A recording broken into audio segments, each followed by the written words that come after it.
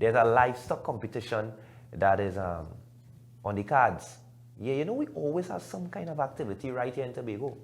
Never a dull moment. But we'll get into the details with regards to that livestock competition a little later on. But just to give us a broad perspective in terms of the activities on the island as we head towards World Food Day, we have Dr. Paul Crooks with us from the division. And World Food Day is in October, right? That's correct. Tell us. So World Food Day is an internationally recognized day for countries that are part of the Food and Agriculture Organization, right? It's always mid-October. We set our World Food Day Grand Exhibition, which most people on the island should be familiar with. We set our Grand Exhibition for the Wednesday and Thursday of the week of the middle of the month, so that we can plan accordingly. There are many logistical reasons, but this year we have October 15th and 16th as the World Food Day Grand Exhibition. And of course at the Grand Exhibition you have wildlife on display, you have food for sale, lots of food, many demonstrations people could interact with. Maybe this year we're going to see honey production and that sort of thing.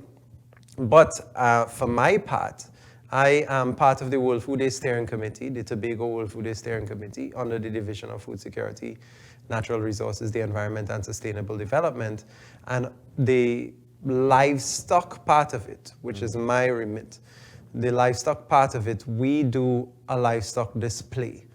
And we include many different species of animals in that display, as well as many different breeds of animals. So this is, today's show would be to talk about that, among other activities peripheral to World Food Day. Okay, so the theme, I understand, is hand in hand for better food and a better future. How is Tobago interpreting this theme? Because that theme is a Tobago theme, or is it a world theme? So the Food and Agriculture Organization every year comes up with a theme. They not only come up with a theme, I mean, if you go to the Food and Agriculture Organization website, you will see that there are different color schemes that are recommended for use of in marketing World Food Day events. You see that there are certain promotional or visuals that are used.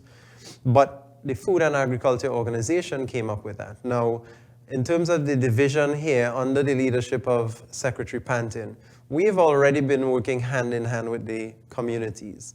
And World Food Day provides us the opportunity to continue to work hand in hand with various stakeholders, producers, livestock farmers. The tackling of the giant African snail is an example of an ongoing effort where we are trying to work alongside the community hand in hand to tackle and reduce the number of giant African snails out there. So that hand in hand for better food and a better future is something that the division has been doing all along. But in this year's World Food Day, we hope to really show what Tobago has to offer and what the division can offer to members of the public. All right, so we are at the beginning of September, September the 2nd to be exact. And persons are encouraged to register, like farmers and vendors and so on. Tell us about the details in terms of registering. All right, so thank you for that pivot. Yes, indeed, we're asking persons to register. Actually, let's start with the livestock competition aspect. Our livestock judging actually begins tomorrow and Thursday for the poultry and rabbit categories. So all livestock farmers, today is your absolute last day to apply if you're interested in participating in the poultry or rabbit competition. For both the poultry and the rabbits, we're trying something new for 2025. We don't want to limit. We used to have just one breed of chickens, one breed of ducks. This year, we are inviting farmers to showcase any breeds that they may have, so that we are, as far as possible, once we have the space to accommodate it, so it's a logistical thing now, right, in planning, but basically, once we have the space to accommodate, we want to show every species of farmed poultry on the island, and we want to show every breed of poultry on the island. So if there are 5 different breeds of chicken available locally, I want all 5 there. If there are 8 breeds of rabbits that farmers have that are of high enough quality to display, I want all 8 there. So this is this year's World Food Day livestock. We're trying to demonstrate the variety that we really have on the island. I want a more dynamic show. And the reason that we do that is because we have such a diverse amount of breeds, and we want farmers to be able to access other farmers who have these rarer breeds to be able to diversify their genetics. But in terms of the competition itself, right, before you continue with other registration, what exactly is being judged? The variety, the size, how are you all going about judging whatever the farmers present? Very fair question. We have a fairly robust mechanism that has incorporated feedback from livestock farmers over the years, as well as is built on overall characteristics that we expect to see in every animal. So we expect to see certain things, conformation, for example, a certain way that the animal carries itself. The bones must be presented in a certain way. You don't want an animal with a twisted spine. Every animal that we are assessing has to be able to reproduce. So you don't want an animal, let's say if you're examining a ram, and a ram has only 1 testicle. Yes, he may still be able to reproduce, but that's not a desirable animal for breeding purposes. So we assess the animals for their ability to reproduce. We assess for their ability to utilize food. We assess their body. We assess their physical and health status overall. So basically the idea is that the animal that comes is not only going to be a very physically robust animal, but also a very good representation of the breed, because that is an important factor. So if you enter an animal, let's say a West African, that is a brown sheep, usually a very muscular, stocky sheep. If you enter a West African sheep for World Food Day, and then we come there and the sheep has black markings on it, it should be brown. Yeah. So that animal would be disqualified, even if the animal is very healthy, very robust. So it's a combination of factors that we look at. And our mechanism for assessing animals is so robust that actually the Agri-Expo that was done in Trinidad last year utilized our judging criteria for their assessments. Fantastic. And I guess pure breed, that's a term we tend to toss around, but I guess that's similar to what you're saying, having a pure breed animal as opposed to a 6x9. Well, okay, so it's a little bit up in the air there, because we are assessing the breeds of animals based on how they appear. That isn't necessarily that the animals are for sure purebred. Okay. In fact, the only way you can certify that an animal is purebred is with paperwork. The animal, the genetics must be able to be traced back to the original breed production. Okay. That's how you'd know it's a purebred animal. But so what we do is what we call a phenotype analysis. We're looking at the animal as a representative of the breed. An animal could be crossed, theoretically, because of genetics. It could be a crossed animal, but still be a really good representative of the breed. We wouldn't be able to tell by just looking at it. So we are actually just assessing the phenotype. And so, but I do want to say this very quickly. So wild rabbit and poultry, today is your last day, and there's a reason for that, because we have to judge way in advance of the show so that we could prepare everything we need to prepare, as well as there are times where there are issues with the scoring, then we need to revisit a farmer, revisit the animal, that sort of thing. Sometimes we have ties and we have to sort them out. I hope that they don't cook the animal. I hope that they don't cook the animal. So there's a lot of planning that has to go into the World Food Day display. So we start judging from early. So this week is rabbit and poultry, and then we have pigs and cattle, and then we do small ruminants last. And now what I'm saying to farmers, the reason why we do small ruminant last is because the majority of farmers who compete are competing in the small ruminant category. So I'm calling on farmers to register rabbits and poultry from now, but also if you have pigs, cattle, if you have small ruminant, sheep and goats, call me or email me, message me on WhatsApp at 383-4451. 383-4451. And of course, the main office is also where you go to physically register. Right. And so in terms of that registration, from today right up to Friday, we are calling on vendors, caterers, producers, whoever would like to sell or participate in the World Food Day Grand Exhibition, our horticulture event at the end of the month of October, or our Lamb Fest. Those persons are invited to come down to the Milsherv office by licensing there on the corner of Milford and Sherburne Road, the Division of Food Security's main office, to apply. We are inviting applications from 9 a.m. to 2 p.m. daily until Friday. So vendors, this is a public call.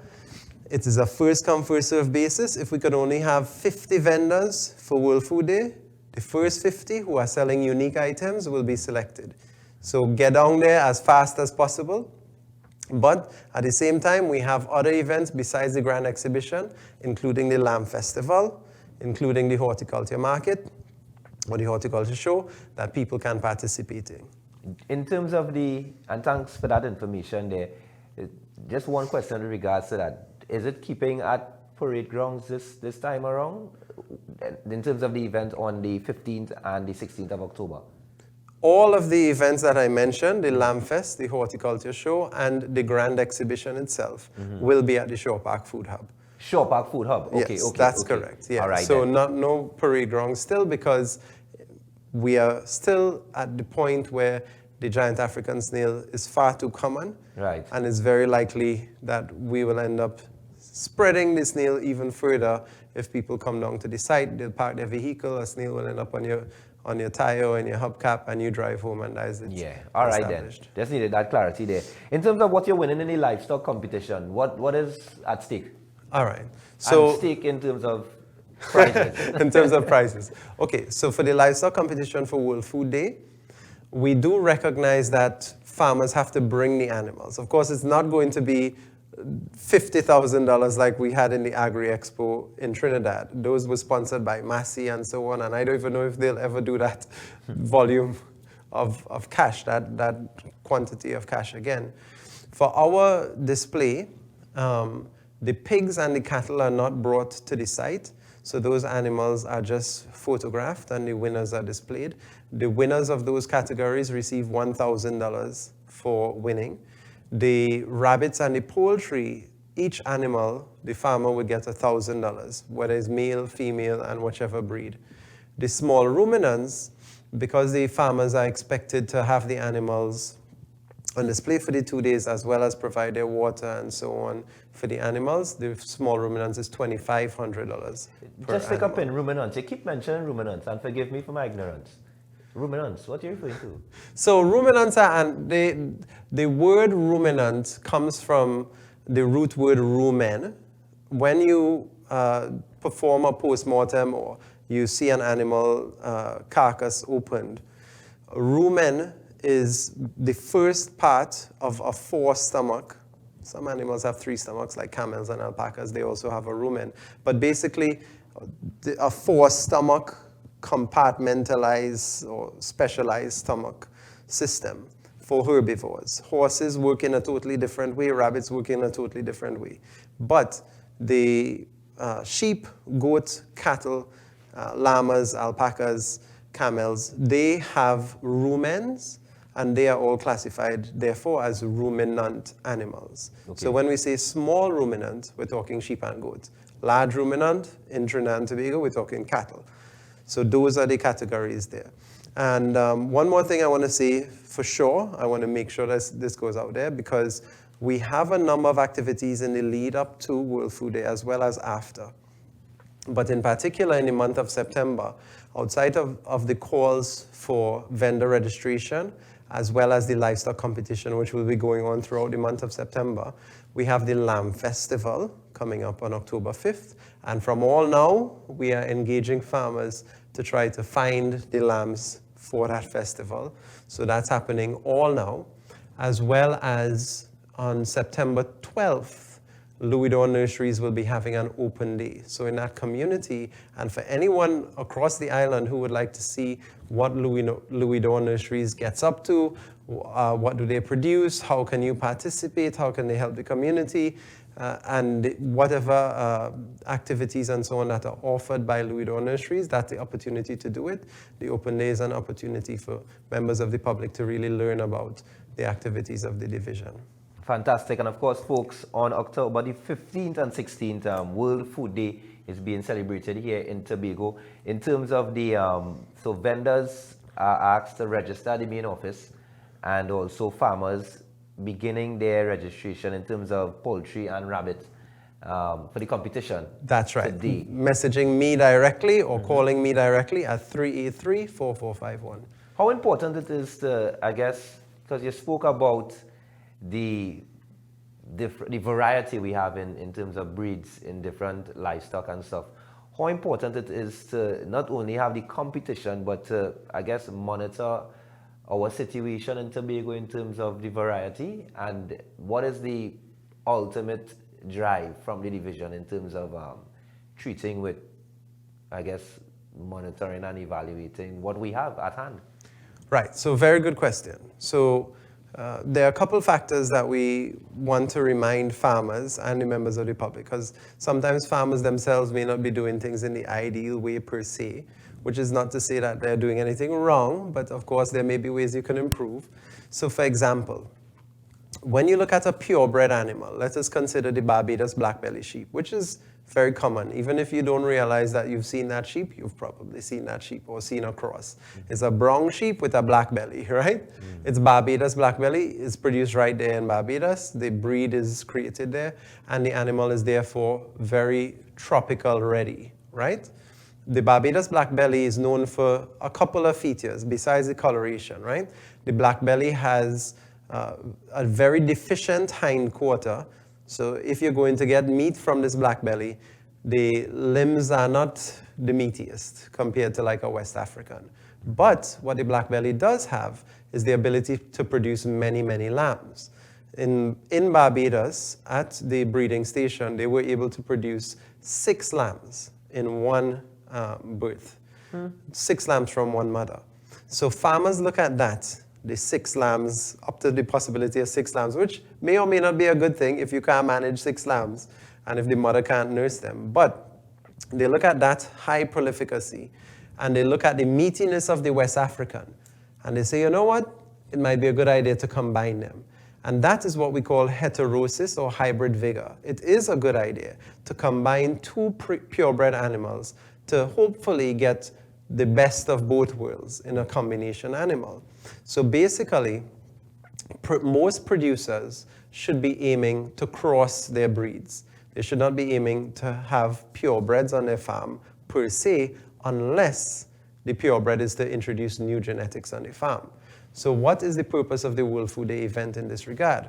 There are farmers who have purebred animals, or at least high enough quality to be considered purebred. Yeah. And the idea is that farmers can introduce new genetics onto their farm, new types of breeds onto their farm, by meeting with the persons who have these high quality animals, meeting and interacting with them, you know? So you meet a Mr. King, or you meet a Mr. Baines, or you meet a Mr. Daniel, and they have these animals, you exchange phone numbers, next thing you know, you have cross lambs on your farm, or you even get a purebred lamb from them to have genetic stock on your farm that you want to be able to reproduce. And that's the idea, to continue with the breed or genetic variation that allows for better quality offspring and better quality meat, better quality milk, etc. But how rigorous is the record keeping procedure or procedures conducted by the farmers? I know the division may do their record keeping and stuff, but farmers, do you all monitor how the record keeping is? That's not part of this competition. Okay. So in every training aspect that we do, regardless of whatever topic we're covering, we push on farmers the importance of record keeping. What we've recognized in livestock farming in particular is that in many instances the animals are not even identified. So there's no permanent identifying mark, no air tag, no tattoo, none of those. So that if the animal is lost, unfortunately we have a lot of predial larceny in particular in livestock agriculture. If the animal is lost, identifying the animal and placing it to an owner is virtually impossible. So that's where the challenge comes, where because farmers are not permanently identifying the animals, because they're not keeping copious records, sometimes they don't even have photographs of the animals, it's very difficult to identify an animal as belonging to an owner. So in every training program basically that we cover, we emphasize the importance of record keeping. At the end of the day though, a farmer is running his business and it's up to him to decide how and when he uses records to help his business grow and so on. And the truth is that many farmers still fall far short of what we'd hope in terms of record keeping. So that is something that we encourage farmers to work on. Let's hope that we can see improvement indeed, and of course the initiative and the competitions that you're keeping would play its role apart from the competitive element, but in shaping where we're supposed to be. Any closing words as we head towards World Food Day and of course the series of events that the division is embarking on? All right. Yeah, one closing comment and statement I want to make.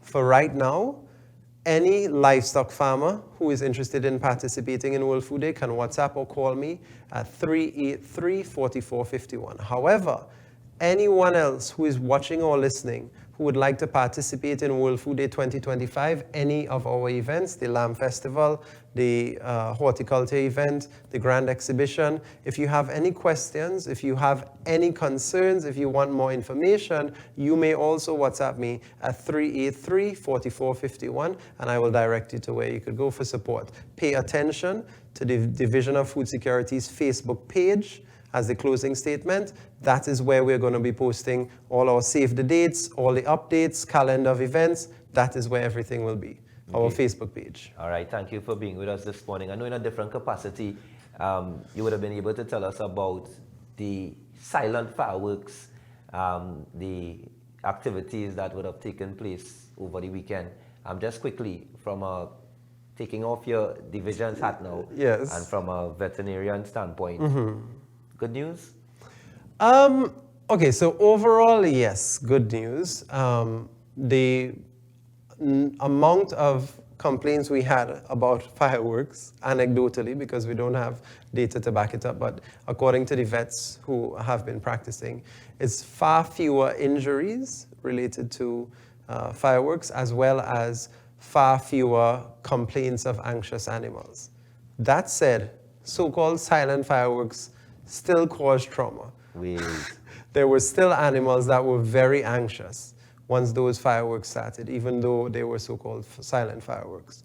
So that's why generally once there's an explosion, there'll be noise and the animals will respond, even if the explosion is a relatively muffled explosion. Again, you have animals who have been conditioned to react to even thunder, right? Which is not something that we can control. So those animals will react. And that's why, again, our recommendation would still be light shows, drone shows, as opposed to any type of explosive device. All right. Well, thanks for that feedback then. Of course, I guess as we head further into, Republic Day is around the corner. We'll see how things working out for that. That's right. But thank you for your perspective, as per usual. And of course, remember, folks, World Food Day is on October the 15th and the 16th right here in Tobago at the Shaw Park Food Hub. But before that, there's a number of competitions, and farmers, today is the day for you to register poultry and rabbit for the competition, the livestock competition. And of course, pay attention to the division's Facebook page to get further details. So thank you